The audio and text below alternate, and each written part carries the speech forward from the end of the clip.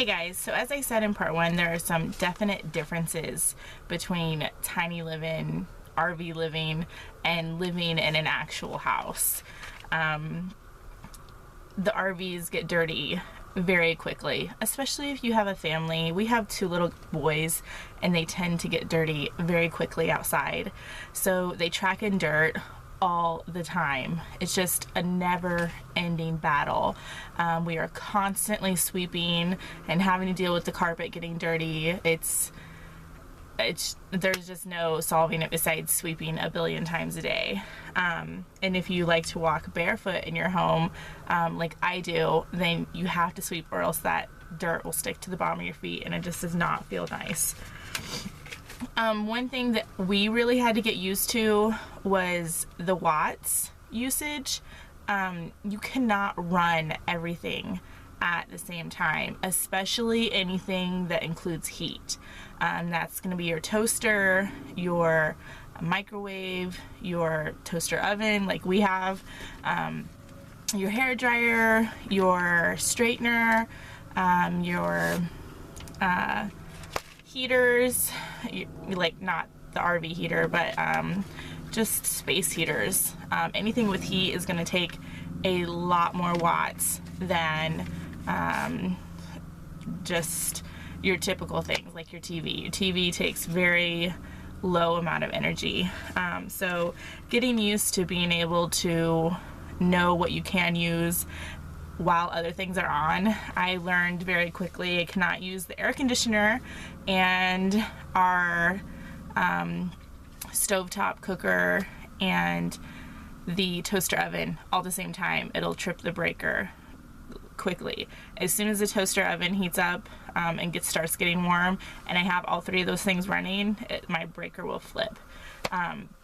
So I've had to get used to cooking, and some nights when it's been hot, I've had to turn off the air conditioner in order to cook. And that's just some things that you'll have to get used to, and you'll find a rhythm with cooking or using those items like your hair dryer and your space heaters. The space heaters are a definite issue that we had last year.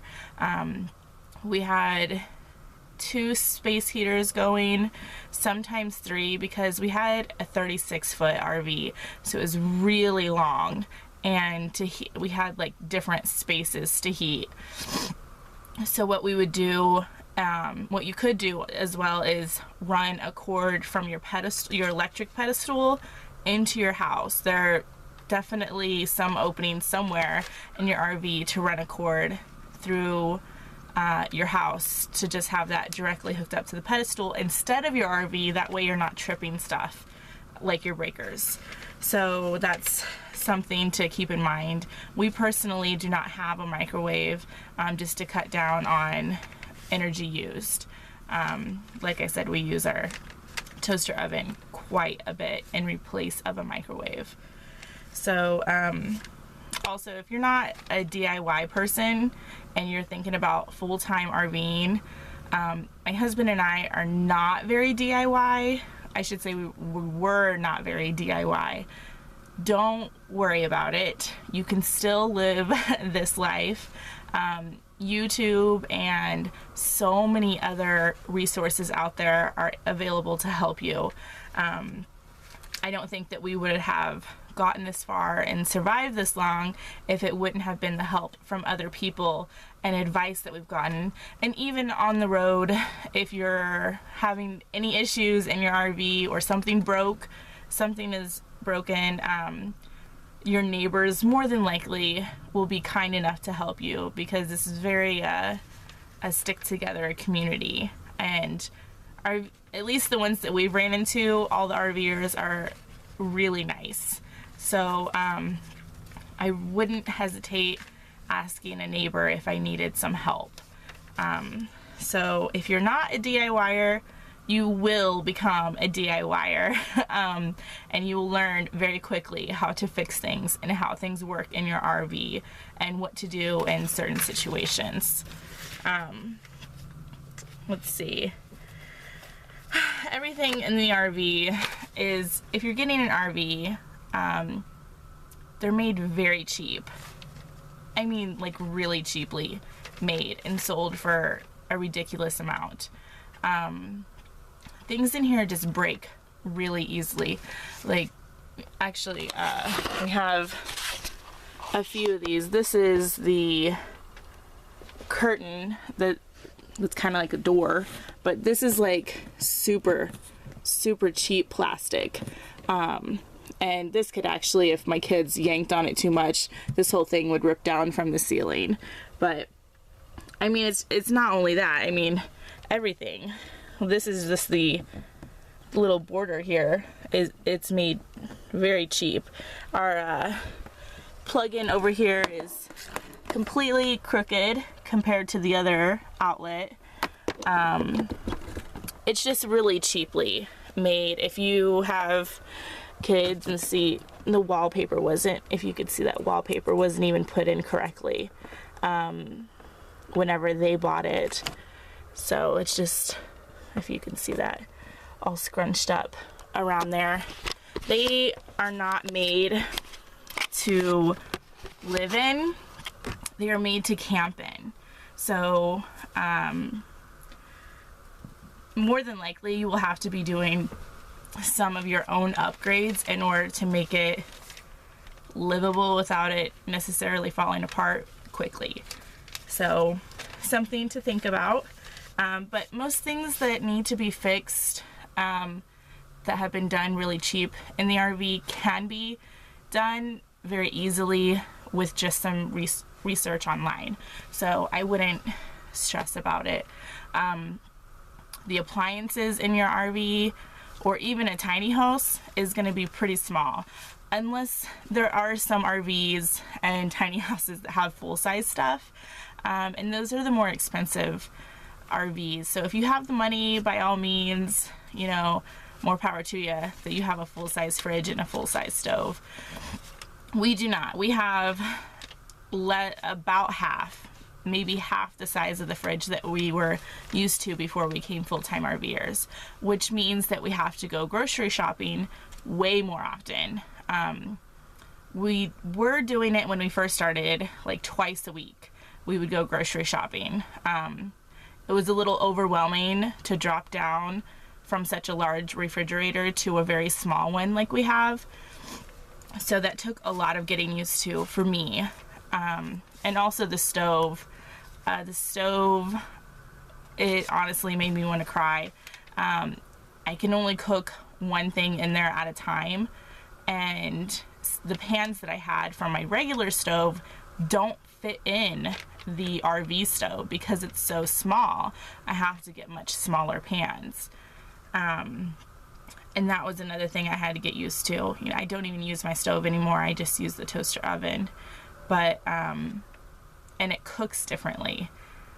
If there are like things that you can do, you can put like a tile in there. I think it's a ceramic tile, I may be wrong, or a pizza stone at the very bottom of your RV oven, and it will help cook things evenly. So I've heard. I have not tried this, but that's what I've heard, that what people do who love to bake and use their oven a lot. It gets hot in here really quickly in the summer, and it gets cold in here really fast in the winter if you haven't taken precautions in order to keep your RV insulated. Then it's gonna be like living in a tin can. So you will be very hot in the summer and very cold in the winter.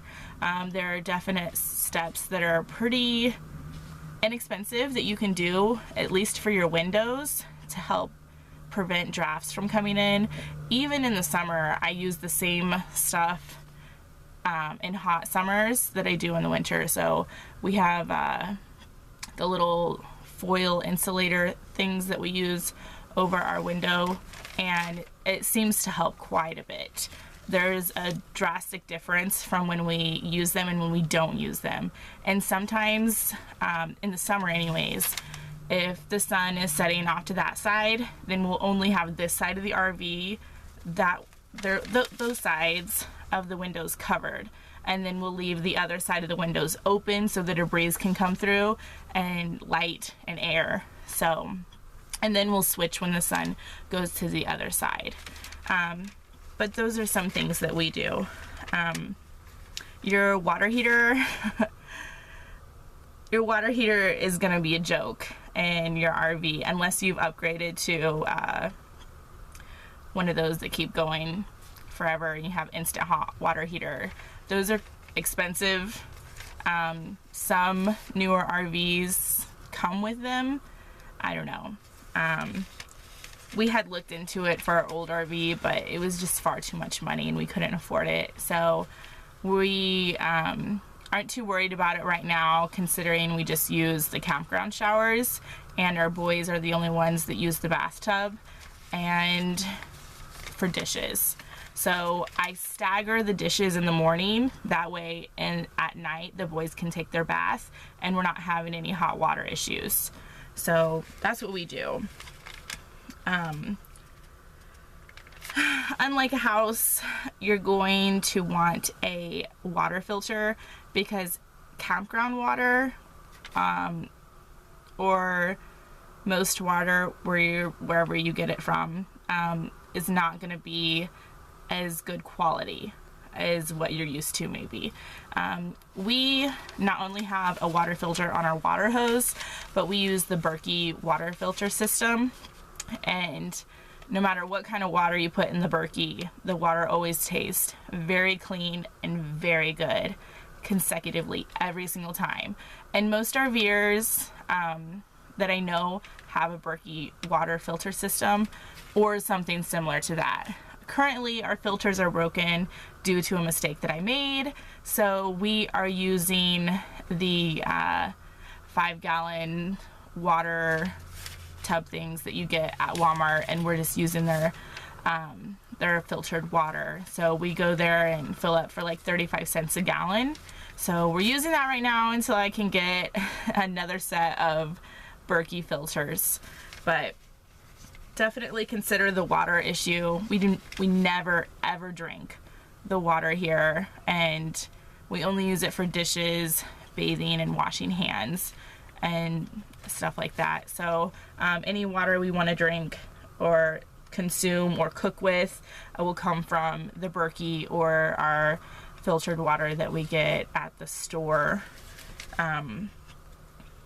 But yeah, just those are some things to think about. None of them I would consider negative. They're just going to be a change.